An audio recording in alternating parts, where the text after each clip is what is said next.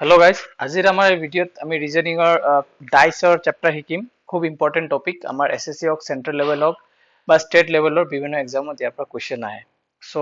চেপ্টাৰটো start কৰো আজিৰ video' আমি ষ্টাৰ্ট কৰিম অসমীয়া আৰু হিন্দী দুইটা ল্যাঙ্গুৱেজে কম্বাইন কৰি যাতে আমাৰ সকলোৱে এইটো চেপ্টাৰ বুজি পায় সো এছামিজ আৰু হিন্দী ইউজ কৰি মই এইটো চেপ্টাৰ বুজাব চেষ্টা কৰিম ডাইচ মানে আমি যে লুডু খেলো লুডুৰ ডাইচ থাকিব সো লুডুৰ ডাইজৰ 6টা সাইড থাকে 6টা পিঠি থাকে তো 1 2 3 4 5 6 6 লৈকে নাম্বাৰিং কৰিব পাৰে বা A B C D E F লৈকে ওয়াৰ্ড নাম্বাৰিং কৰিব পাৰে সো ইয়াৰ ওপৰত বেসিক্যালি কোৱেশ্চন কি থাকে যে এটা নাম্বাৰ সন্মুখত থাকিলে ফ্ৰন্টত তাৰ উল্টাত তাৰ বিপৰীতে কি থাকিব বা তাৰ অপোজিটত কি থাকিব ঠিক আছে ইয়াৰ ওপৰত কোৱেশ্চন বনে ওকে আৰু ডাইচ ইয়াত দুই ধৰণৰ ডাইচ পাম আমি ওপেন ডাইচ মানে খুলি দিব ডাইচ পুৰা খুলি দিব 6টা পিঠি দেখুৱায় আৰু কেতিয়াবা ক্লোজ ডাইচ এবোৰ আমি শিকাৰ লগে লগে গম পাই থাকিম तो बेसिकली डाइस दुई धৰণৰ থাকে दो टाइप के डाइस होते हैं एक डाइस का नाम है स्टैंडर्ड डाइस এটা ডাইসৰ নাম হল স্ট্যান্ডাৰ্ড ডাইস বুলি কয় আৰু এটা ডাইসৰ নাম কি नॉर्मल डाइस और एक डाइस का नाम है नॉर्मल डाइस स्टैंडर्ड डाइस क्यों बोला जाता है स्टैंडर्ड डाइस কিয় কোৱা হয় কাৰণ ইয়াত এটা স্ট্যান্ডাৰ্ড গুণ আছে মানে ডাইসৰ স্ট্যান্ডাৰ্ড ডাইসৰ ক্ষেত্ৰত তাৰ দুটা যিকোনো দুটা অপোজিট সাইডৰ সাম মানে যোগফল কিমান হ'ব 7 হ'ব মানে স্ট্যান্ডার্ড ডাইসৰ ক্ষেত্ৰত অপোজিট সাইডৰ সাম মানে যোগফল is equal to 7 অপোজিট সাইডৰ সাম যোগফল কিমান 7 হ'ব स्टैंडर्ड डाइसৰ ক্ষেত্ৰত তাৰ এটা স্ট্যান্ডাৰ্ড গুণ স্পেশালিটি মনত ৰাখিবা स्टैंडर्डाइज में क्या होता है ना कोई दो साइड का जो जोगफल या सम होता है वो 7 होता है और नॉर्मल डाइस के मामले में क्या होगा नॉर्मल डाइस और क्षेत्र অপোজিট साइडर যোগফল सम is not equal to 7 तात हात নোপোৱা तात adjacent side equal to 7 that means adjacent side मतलब लगे हुआ मतलब पड़ोसी माने লাগি থকা সাইড গম পাইছা মানে অপোজিট নহয় লাগি থকা সাইডৰ যোগফল কিমান 7 ইয়াত অপোজিটৰ 7 নহয় so it is a normal dice সেইকাৰণে এক নৰমাল ডাইস বুলি কোৱা হয় আৰু স্ট্যান্ডাৰ্ড ডাইসৰ ক্ষেত্ৰত কি হয় অপোজিট সাইডৰ যোগফল 7 হ'ব ইয়াত যদি আমি কেনেকৈ গম পাম কোৱেশ্চনত এটো স্ট্যান্ডাৰ্ড ডাইস না নৰমাল ডাইস স্ট্যান্ডাৰ্ড ডাইসত এনেকুৱা কন্ডিশন দিয়া থাকিব ইয়াত কন্ডিশন দিয়া থাকিব ধৰা মই এটো ডাইস ড্ৰ কৰিলো ইয়াত 2 দিলো ইয়াত 3 দিলো ইয়াত 5 দিলো ইয়াক দেখিলে আমি গম পাম कि it is a normal dice कैसे गम पाम नॉर्मल डाइस हमको कैसे पता चलेगा कि एक नॉर्मल डाइस है क्योंकि ये जो तीन साइड दिख रहा है डाइस का इसमें किन्हीं दो साइड के ये सब एडजस्टेंट साइड जो दिखाई देता है ना अपना अपना चेहरा निजर निजर जो चेहरा देखा पाए वो सब माने কোনো কারো অপোজিট নহয় দেখা পোৱাবোৰ মানে সব নিজৰ লাগি থকা সাইড অপোজিট নহয় নৰমাল ডাইসেৰ ক্ষেত্ৰত কি হয় যিকোনো দুটা সাইডৰ যোগফল কিমান হয়গে 7 5 और 2 7 यहाँ पे 5 और 2 मिला के 7 हो रहा है मतलब ये एडजसेंट साइड है एडजसेंट साइड लगे हुए साइड तो एडजसेंट साइडर যোগফল 7 যদি হৈ যায় it is a normal dice হল আৰু কেতিয়াবা যেতিয়া আৰু এটা ডাইস যদি ড্ৰ কৰো ধৰা এটা 2 4 1 এটো এটা ডাইস মই ড্ৰ কৰিলো বাট ইয়াত যিখিনি नंबरिंग करा से साइड दिया है हमें तीनों साइड का जो नंबर दिया हुआ है किन्हीं दो साइड का सम मतलब प्लस करने के बाद यहाँ पे 7 हम लोग को मिलेगा नहीं मतलब ये एडजसेंट सारे एडजसेंट साइड को अगर हम प्लस करेंगे तो सारे के नहीं किसी दो साइड को अगर प्लस करेंगे तो हमको 7 नहीं मिलेगा हम ইয়াত 7 নেপাও যেতিয়া আমি 7 নেপাও এডজাসেন্ট সাইডত যেতিয়া আমি 7 নেপাও এটো কি হ'ব স্ট্যান্ডার্ডাইজ ওকে এটো হ'ব এটা স্ট্যান্ডার্ডাইজ কিয়নো ইয়াত আমি যিকোনো দুটাৰ যোগফল আমি 7 পোৱাগে নাই 7 নহয় আমাৰ ইয়াত কিন্তু ইয়াত আমাৰ 7 হ'ব 5 আৰু 2 7 যেতিয়া ফেস ওলাই থাকা যিকোনো দুটাৰ যোগফল আমি 7 পাই যাম তেতিয়া আমাৰ এটো কি হ'ব নৰমাল ডাইস আৰু যেতিয়া আমি ফেচ ওলোৱা যিকোনো দুটা সাইডৰ যোগফল 7 নাপাম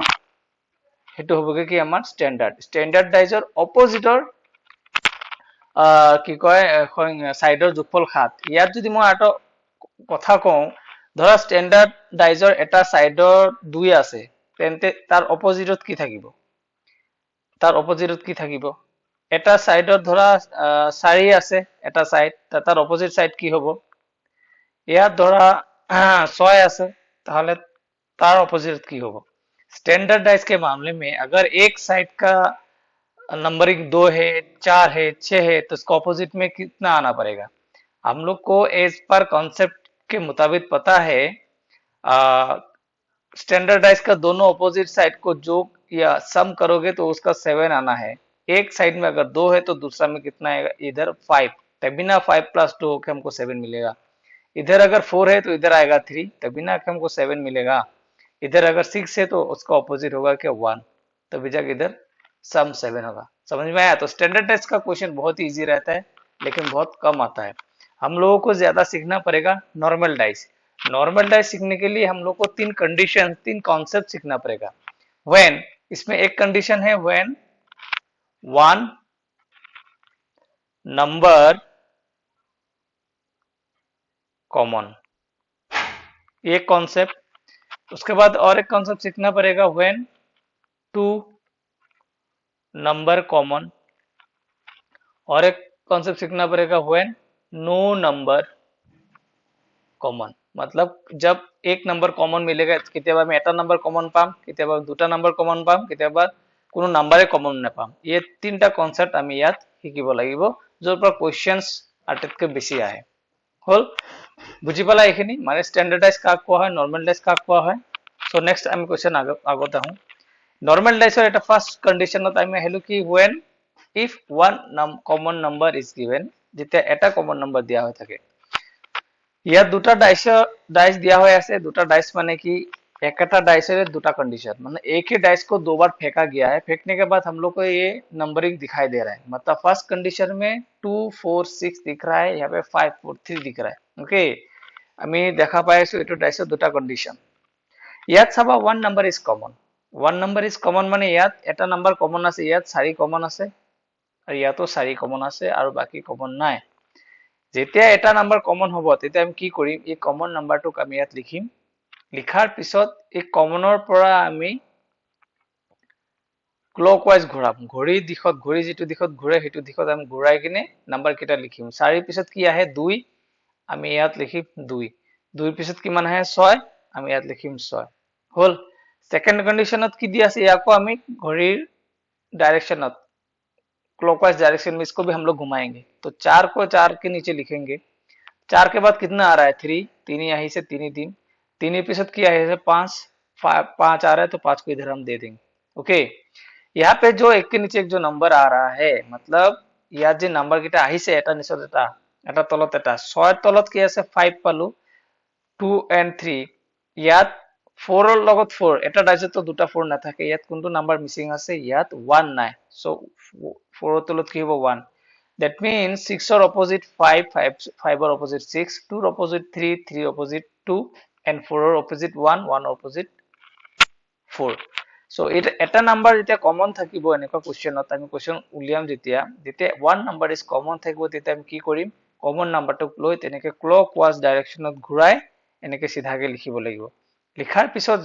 যোনটো তলৰ যোনটো নাম্বাৰ আহিব তাৰ অপোজিট আৰু যেটো নাম্বাৰ আমাৰ নাথাকে দুটা থাকিব তাৰ যেটো থাকি গল হেতু নাম্বাৰ ইয়াত বহালে আমাৰ তাৰ অপোজিট পাম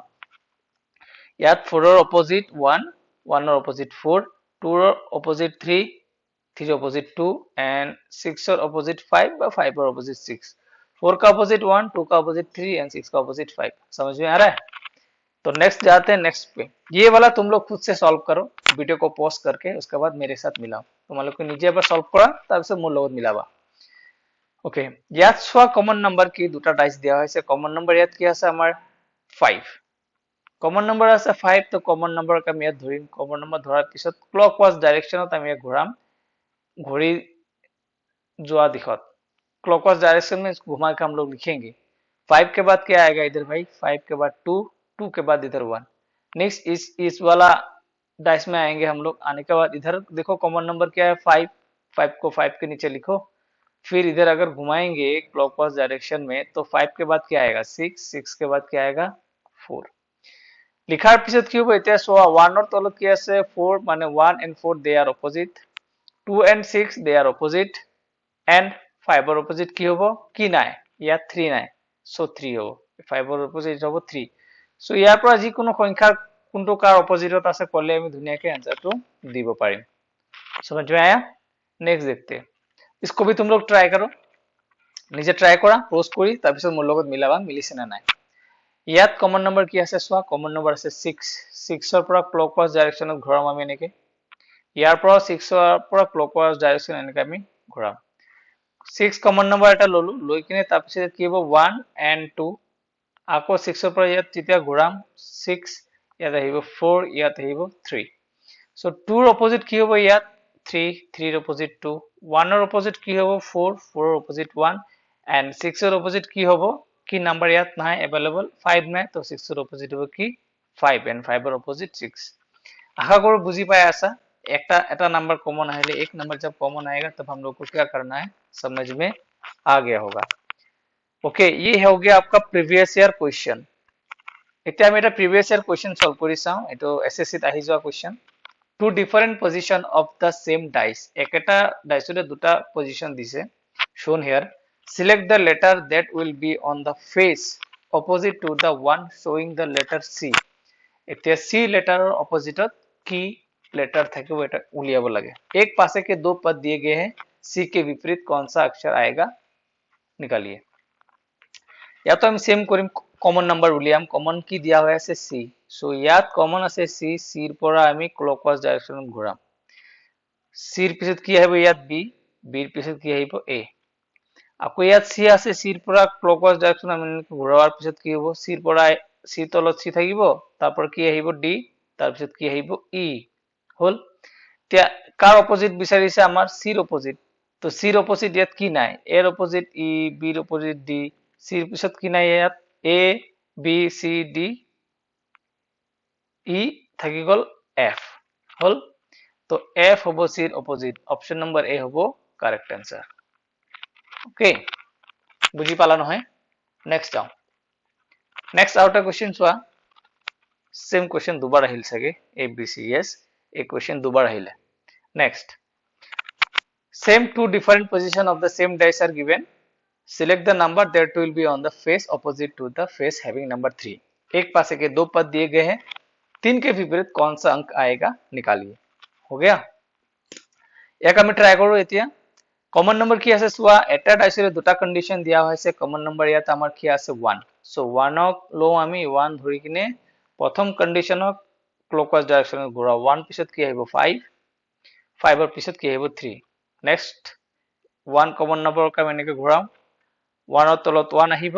তাৰ পিছত আহিব 2, তাৰ পিছত আহিব 4। আমাৰ কি লাগে 3 ৰ অপোজিট, 3 ৰ অপোজিটৰ পৰা আমি কি পালো 4। তো সঠিক आंसर অপশন নম্বৰ সি হ'ব 4। আৰু 1 ৰ ওপৰত যদি আমি অপোজিট বিচাৰো কি হ'ব, কি নাই 6 নাই, ইয়াত হ'ব 6। ওকে, বুজি পালা? Next, two different positions of the same dice are shown, the six faces of which are marked by the letters A, B, C, D, E, F. Which letter will be on the face opposite to the one showing D? एक पसे के दो पद दिए गए हैं, पासे पर अक्षर A, B, C, D, E, F लिखे हुए हैं, D के विपरीत कौन सा अंक आएगा হল। सेम ইয়াত দুটা ডাইস, এটা ডাইসৰ দুটা কন্ডিশন দিয়া হৈছে। কমন লেটাৰ কি, কমন লেটাৰ ইয়াত আছে চোৱা কি আছে D, so D common letter থাকিলে আমি D ললো। ফাৰ্স্টৰ পৰা আমি D ক্লকৱাইজ ডাইৰেকশ্যনত ঘড়ীৰ দিশত আমি এনেকৈ ঘূৰাম। ঘড়ীৰ দিশত ঘূৰাতে কি হ'ব, আমি কি পাম D, C, A পাম, D, C, and A। Next কন্ডিশনত যেতিয়া আমি ইয়াৰ দিক লৈ আকৌ এনেকৈ যেতিয়া ঘূৰাম ক্লকৱাইজ ডাইৰেকশ্যনত, D তলত D বহাম, তাৰ পিছত আহিব কি F, তাৰ পিছত আহিব কি B, A, B, C, D, E, ইয়াত কি আহিব E। हमारा कार विपरीत বিচাৰিছে D, तो D विपरीत की होगा हमारा E, ऑप्शन नंबर सी। समझ में आया? क्लॉकवाइज डायरेक्शन कॉमन नंबर को लेके क्लॉकवाइज डायरेक्शन में घुमाने के बाद ए के ऑपोजिट में बी मिल रहा है, सी के ऑपोजिट में एफ मिल रहा है, तो डी के ऑपोजिट में एक ही क्या बोलता है डाइस में दो डी नहीं आएगा। नेक्स्ट जो बाकी रह गया वो ई इसके नीचे आ जाएगा। ठीक है, क्वेश्चन नंबर नेक्स्ट पे देखो, two different positions of the same dice are shown, assuming that the sum of the opposite faces is an odd number. Select the number that will be face on the face opposite to the one having the number 2. क्या दिया बताया देखो, एक पासे के दो पद दिए गए हैं, यह मानते हुए कि विपरीत मुखों के अंक का जोड़ विषम संख्या है, बताए कि दो के विपरीत कौन सा अंक आएगा। Two different positions of the same dice are shown, assuming that the sum of opposite faces is an odd number. Sum of opposite faces is an odd number. এবোৰ এনেকৈ আছে। তাৰপিছত চাবা,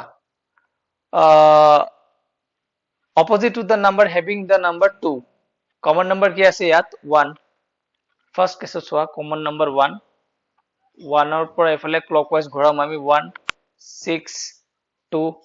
फिर क्या आएगा, इसको इधर से घुमाएंगे नेक्स्ट केस में 1 3 एंड 5 हो गया। तो দুইৰ অপোজিট আমি কিমান পালো 5, মানে তাৰ হেটো মানে বিষম, মানে কি কৈছিলে তোমাৰ অড, এটো অড এটো অড হল, আৰু আৰু কি থাকি গল 4, এফালে এটো 4, সো দুইৰ অপোজিট কি পাম আমি 5, option number D 1 6 2 1 3 5 1 3 5। okay, next question, when two common number are given, first আমি শিকিলো কি 1 common number, বুজি পালা নহয় 1 common number কি কেনেকৈ কৰিব লাগে। এতিয়া 2 common number, 2 common number, তেতিয়া দুটা common number থাকিব। ইয়াত কি দিয়া হৈছে চোৱা, এটা ডাইচৰে দুটা কন্ডিশন দিয়া হৈছে, ইয়াত দুটা কমন নম্বৰ কি কি আছে চোৱা 2 and 5, ইয়াতো 2 and 5। যেতিয়া দুটা কমন নম্বৰ দিয়া হৈ থাকিব তেতিয়া কি হ'ব, আনকমন নাম্বাৰ যে দুটা নাম্বাৰ থাকি গল এই দুটা নাম্বাৰ এটা আৰটাৰ অপোজিট। ইয়াত আমি অকল হেতুৱে গম পাম যে 3 অপোজিট কিমান 4, বাকি ইয়াৰ পৰা আমি একো গম নাপাম কোন কাৰ অপোজিট। বুজি পাইছা, এইটো ডাইসৰ পৰা যেতিয়া দুটা কমন নম্বৰ থাকিব কনসেপ্টটো শিকি যাবা। এটা কমন নম্বৰ থাকিলে আমি কি কৰো, এটা কমন নম্বৰকে ধৰি এনেকে ক্লকৱাইজ ঘূৰাই ঘূৰাই লিখো। বুজি পাইছা, এইটো এটা কনসেপ্ট। টুৰ কমন নম্বৰ থাকিলে আমি কি কৰো, দুটা ডাইসৰ কত দুটা কমন নম্বৰ থাকিলে দুটা কমন নম্বৰক বাদ দি দুই সাইডৰ যে দুটা নাম্বাৰ এক্সট্ৰা থাকি যাব এইকেইটা নাম্বাৰে এটা আৰটাৰ অপোজিট। এইটো ইয়াৰ কনসেপ্ট, টু নাম্বাৰ কনসেপ্টত আমি কেনেকৈ সলভ কৰিম। হল, ইয়াৰ পৰা চোৱা এইটো क्वेश्चन যদি মই দিও ইয়াত কি হ'ব, कॉमन नंबर की আছে, यहाँ पे दो कॉमन नंबर दिया हुआ है, यहाँ पे 1 1 और 6 कॉमन है, यहाँ पे भी 1 और 6 कॉमन है। इन दोनों कंडीशनों से हमको सिर्फ एक ही चीज का पता चल सकता है कि यहाँ पे 4 का ऑपोजिट क्या है 5 और 5 का ऑपोजिट क्या है 4। इसके बदले में और किसी का यहाँ पे ऑपोजिट निकाल नहीं सकते हम लोग। बुझी पाइसा, 2 नंबर যেতিয়া কমন দিয়া হৈ থাকে তাৰে যেটো নাম্বাৰ এক্সট্ৰা থাকি গৈছে আনকমন নাম্বাৰ, এই দুটা নাম্বাৰ এটা আৰটাৰ অপোজিট হল। এই দুটাক এৰি 1 6 1 6 দুটা নাম্বার কমন, সো ইয়াত 4 and 5 অপোজিট। এটা তিনটা ডাইস দি দিলো, তিনটা ডাইসৰ ক্ষেত্ৰত চাবা কি হ'ব, একটা ডাইসৰ তিনটা কন্ডিশন ইয়াত, condition number 1, condition number 2, condition number 3, আমি যি কোনো কন্ডিশনৰ পৰা উলিয়াব পাৰিম। ধৰিলে আমি প্ৰথমতে ফার্স্ট এই দুটা কন্ডিশনকে ললো, এটুক মাজতে রাখা। এই দুটা কন্ডিশন দি যে আমি নাম্বার অপোজিট নাম্বার উলিয়াব বিচাৰো, ইয়াত আমি কোনটো কনসেপ্ট লগাম, when one number is common না when two number is common। এই দুটা মাজত যদি আমি চাও, এই দুটা মাজত যদি আমি চাও কিবা নাম্বার কমন আছে, yes আছে, হেতু কি common number is 4। So 1 number এই দুটা যদি আমি কন্ডিশন লও তাতে আমি 1 নাম্বার কমন কনসেপ্ট ইয়াত আমি এপ্লাই কৰিব পাৰিম। 1 নাম্বাৰ কমন কনসেপ্ট লবলৈ আমি কমন নাম্বাৰ কি পা ললো 4, তো 4 ৰ পৰা আমি ইয়াত ঘূৰাম তেনেকে ক্লকৱাইজ ডাইৰেকশনত। ক্লকৱাইজ ডাইৰেকশ্যন 4 পৰা ঘূৰাম কি পাম 4 5 and 1 পাম ইয়াত কি পাম আমি আকৌ ইয়াক যদি আমি ক্লকৱাইজ ঘূৰাও 4 3 and 6 পাম 4 3 and 6 পাম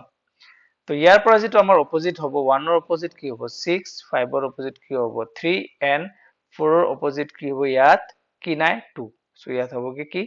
2 বুজি পালা ইয়াত অপোজিট কা লিখো 1 ৰ অপোজিট 6 5 ৰ অপোজিট 3 and 4 ৰ অপোজিট কি 2 হল এতিয়া যদি আমি 2 and 3 ডাইস লওঁ এই দুটা কন্ডিশনক যদি লওঁ এই দুটা কন্ডিশন হলে আমি এই দুটা মাজত চেক কৰো কি কমন হ'ব 1 नंबर कॉमन कॉन्सेप्ट यूज करूं उन्हें 2 नंबर कॉमन कॉन्सेप्ट यूज करूं अभी हम लोग अगर लास्ट दो का अगर कंडीशन ले ले इन दोनों कंडीशन का ले ले तो अभी इनमें हम जब चेक करेंगे कि इसमें एक नंबर कॉमन वाला कॉन्सेप्ट यूज करेंगे या 2 नंबर कॉमन वाला कॉन्सेप्ट यूज करेंगे तो दोनों को देख के पता करो इसमें क्या नंबर कॉन्सेप्ट यूज करोगे इसमें एक नंबर कॉन्सेप्ट यूज करने वाले हैं इसमें इन दोनों में एक ही नंबर कॉमन दिख रहा है वो क्या है 6 এটা नंबर कॉमन আছে 6 আৰু 6 সো আমি 6 ৰ পৰা যদি লৈ এনেকে ঘূৰাও 6 4 3 that means 6 4 and 3 इस वाले से भी 6 को लेके अगर इधर घुमाऊं तो क्या आएगा 6 2 5 ইয়াৰ পৰা যদি আমি ওলাও 3 ৰ অপোজিট কিমান 5 4 ৰ অপোজিট কিমান 2 and 6 ৰ অপোজিট কি থাকি গল 1 তো ইয়াৰ পৰা আমি সেম পাম চোৱা 1 ৰ অপোজিট 6 4 ৰ অপোজিট কিমান 2 আৰু 3 ৰ অপোজিট কিমান 5 ইয়াৰ লগত গুটেখিনি আমাৰ সেম হ'ব অমিল একো নহয় হল समझ में आया 1 का 6 इधर भी देखो 1 का 6 4 का 2 4 का 2 5 का 3 5 का 3 सेम आ गया पहले हम इन दोनों का कंडीशन लिया बाद में हम इन दोनों का कंडीशन लिया लेकिन आंसर सेम टू सेम आ रहा है বুজি পালান হয় এতিয়া আমি যদি ফার্স্ট এন্ড লাস্টক যদি লও ফার্স্ট এন্ড লাস্ট এই ফার্স্ট আৰু এই লাস্ট এই দুটা ডাইসক যদি লও ইয়াত আমি চাও কি কনসেপ্ট আমি ইয়াত लगाव পাৰো 1 कॉमन नंबर कॉन्सेप्ट लगाम ना 2 कॉमन नंबर कॉन्सेप्ट लगाम यहीं पे अगर हम पहले वाला डाइस और लास्ट वाला डाइस को ले लेंगे तो यहाँ पे कॉन्सेप्ट कौन सा लगेगा 1 नंबर कॉमन कॉन्सेप्ट लगेगा 2 नंबर कॉन्सेप्ट कॉमन लगेगा ठीक है इसमें अगर देखेंगे तो यहाँ पे भी एक नंबर कॉमन वाला कॉन्सेप्ट ही लगेगा वो नंबर कॉमन कौन सा है इधर भी है 5 इधर भी है 5 या तो 5 আছে या तो 5 আছে সো আমি ফাৰ্স্টৰ পৰা যদি প্ৰথমটোৰ পৰা যদি 5 এফালে ক্লকৱাইজ ডাইৰেকচনত লওঁ কেনেকে লিখিম আমি ইয়াত 5 1 4 বুলি লিখিম আৰু লাষ্টটো 5 6 2 বুলি লিখিম 5 6 2 সো ইয়াৰ পৰা যদি অপোজিট যদি মাৰ্ক কৰো 4 ৰ অপোজিট 2 1 ৰ অপোজিট 6 and 5 ৰ অপোজিট কি নাই 3 ইয়াত কি হ'ব আমাৰ 5 ৰ অপোজিট 3 1 ৰ অপোজিট কি হ'বগে 6 and 4 ৰ অপোজিট কি হ'ব 2 ইয়াতো সেম সো 5 3 5 3 5 3 1 6 1 6 in ইয়াতো 1 6 ইয়াতো 4 2 ইয়াতো 4 2 ইয়াতো 4 2 বুঝি পালা তিনটা ডাইস দিয়া হৈ আছে একেটা ডাইসৰে তিনটা ডিফাৰেন্ট কন্ডিশন আৰু আমি ইয়াত 1 নাম্বাৰ কমন কনসেপ্ট ইউজ কৰি আমি তিনটা ডাইসৰে বিভিন্ন ধৰণে সলভ কৰিলো আনসাৰ একেটাকে ঘূৰি আহিছে বুজি পালা সো আমি ইয়াত শিকলো কি 1 number 1 common number given 2 common number given কনসেপ্টটো শিকিলো লাস্ট থাকি গল কি when no number common number is given যদি এটাও কমন নাম্বার না পাও তেতিয়া আমি কি কৰিম इखिनी लेके बुझी पाला यहाँ तक समझ में आ गया तुम सबको ठीक है अभी इधर देखो इधर क्या दिया हुआ है कौन सा कॉन्सेप्ट अप्लाई होगा इधर ये देखो 2 number common 3 and 4 3 and 4 2 number common है ना यहीं से हमको सिर्फ एक ही नंबर का ऑपोजिट पता चलेगा वो क्या है 5 and 6 यहाँ पे 5 और 6 का कॉमन पता चलेगा ऑपोजिट यहाँ पे 5 का ऑपोजिट क्या है 6 बाकी किसी का पता नहीं चलेगा इन दोनों कंडीशन को अगर मैं लूं এটা দুটা কন্ডিশনক যদি আমি লওঁ ইয়াৰ পৰা আমি এটাই অপোজিট উলিয়াব পাৰিম কি 5 ৰ অপোজিট 6 বাকি এটা আমি ইয়াৰ পৰা উলিয়াব নোৱাৰো ইয়াত 2 নাম্বাৰ কমন দিয়া হৈ আছে আৰ দুটা নাম্বাৰ কমন থাকিলে আমি কি কৰো দুটা নাম্বার যদি কমন দিয়া হৈ থাকে আনকমন নাম্বার যেটো নাম্বার থাকি গৈছে এক্সট্রা হেটা সেই নাম্বার এটা আরটার কি হয় অপোজিট হয় নেক্সট চাবা when no number is common only in two dice when no number is common এই কম্পাৰিজনটো আমি অনলি দুটা ডাইসৰ ক্ষেত্ৰতে কম্পেয়াৰ কৰিব পাৰো তিনিটা ডাইসৰ ক্ষেত্ৰত আমি কম্পেয়াৰ কৰিব নোৱাৰো মানে দুটা ডাইসৰ কন্ডিশনৰ ক্ষেত্ৰতহে আমি when no number is common apply কৰিব পাৰো এইবোৰ নোটছ বোৰ লিখি থবা ইয়াত চোৱা এটাও নাম্বাৰ কমন নাই 3 4 6 আছে 1 2 5 আছে এটাও নাম্বাৰ কমন নাই যেতিয়া এটাও নাম্বাৰ কমন নাথাকে তেতিয়া আমি কি কৰিম তেতিয়া আমি কৰিম কি উপৰে উপৰে অপোজিট ওচৰে ওচৰে অপোজিট আৰু দূৰে দূৰে অপোজিট বুজি পালা যেতিয়া দুটা কোনো নাম্বাৰে কমন নাথাকে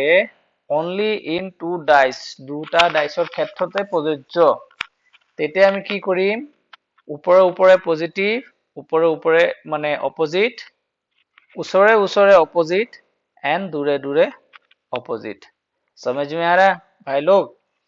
जब कभी भी हम लोगों का एक भी कॉमन नंबर नहीं रहेगा उधर तब क्या करना पड़ेगा when two no number is common only in two dice इन्हीं दो डाइस के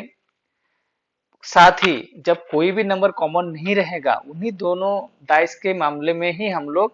जो ऊपर ऊपर वाला है वो ऑपोजिट होता है सामने सामने वाले ऑपोजिट होते हैं और दूर दूर वाले ऑपोजिट होते हैं 6 का ऑपोजिट हो गया 2 3 का ऑपोजिट हो गया 1 আৰু 4 ऑपोजिट কিমান হ'ব 5 বুজি পালা তো আমি ইয়াৰ পৰা কি শিকিলো তিনটা বস্তু শিকিলো when one common number next শিকিলো when two common number next শিকিলো আৰু কি when no কোনো কমন নাম্বার নাই নো কমন নাম্বার এটা কমন নাম্বার পালে আমি কি করু ক্লকওয়াইজ ঘুরাও কমন নাম্বারটো লিখি দুটা কমন নাম্বার পালে কি করু যেটো আনকমন নাম্বার থাকে সেই আনকমন নাম্বারে এটা আউটার অপোজিট আৰু একমাত্ৰ দুটা ডাইসৰ ক্ষেত্ৰতহে যেতিয়া নো কমন নাম্বাৰ থাকে তেতিয়া উপৰে উপৰে ওচৰে ওচৰে আৰু दूरे दूरे অপোজিট जब एक कॉमन नंबर रहता है उसी कॉमन नंबर को हम लोग लेके क्लॉकवाइज डायरेक्शन में लिख के उसका ऑपोजिट निकालता हूं जब कभी दो कॉमन नंबर रहता है तब अनकॉमन नंबर जो इसे इधर दिखाया था पहले अनकॉमन जो नंबर रहता है वो ऑपोजिट रहता है और जब कोई भी कॉमन नंबर नहीं रहता है in case of only two dice तब क्या करेंगे जो सामने सामने वाले होते हैं वो लोग ऑपोजिट दूर दूर वाले ऑपोजिट और ऊपर ऊपर वाले ऑपोजिट जो इधर मैंने अभी दिखाया हूं ये तीनों डाइस और as a normal dice but general dice का कॉन्सेप्ट है नॉर्मल डाइस का और एक नाम क्या है जनरल डाइस तो जनरल डाइस के तीन कॉन्सेप्ट हम लोग अच्छे से सीखना है और इन्हीं के ऊपर क्वेश्चन ज्यादा रहता है यार ऊपर तो क्वेश्चन बेसी থাকে और स्टैंडर्ड डाइसर ক্ষেত্ৰত এটো মানে কি অপোজিট যেতি মেনশন কৰি দিতে স্ট্যান্ডাৰ্ড ডাইস তেতে স্ট্যান্ডাৰ্ড ডাইসৰ ক্ষেত্ৰত অপোজিট নাম্বাৰ কিটা কি হ'ব কে 7 অপোজিট নাম্বাৰৰ যোগফল 7 হল আৰ জেনাৰেল ডাইসৰ ক্ষেত্ৰত কি হয় আমাৰ যেটো ডাইস এনেকে থাকিব ন নাম্বাৰ এই জেনাৰেল ডাইসৰ ক্ষেত্ৰত কি হয় লগালগি এডজাসেন্ট সাইডৰ যোগফল 7 হয় লগালগি ওকে আৰু স্ট্যান্ডাৰ্ড ডাইসৰ ক্ষেত্ৰত অপোজিট সাইডৰ যোগফল 7 থাকে এবাৰ জেনাৰেল কিছু কথা তোমালৈ লিখি থবা নোটছত সো আজি এই ডাইসৰ ফাৰ্স্ট কনসেপ্টৰ এই ভিডিও আমি ইয়াতে সামৰিছো আগলৈ আহো বহুত কোৱেশ্চন আমি সলভ কৰিম ओपन डाइसो আহিব कलरिंग डाइसो আহিব কাট কৰা डाइसो আহিব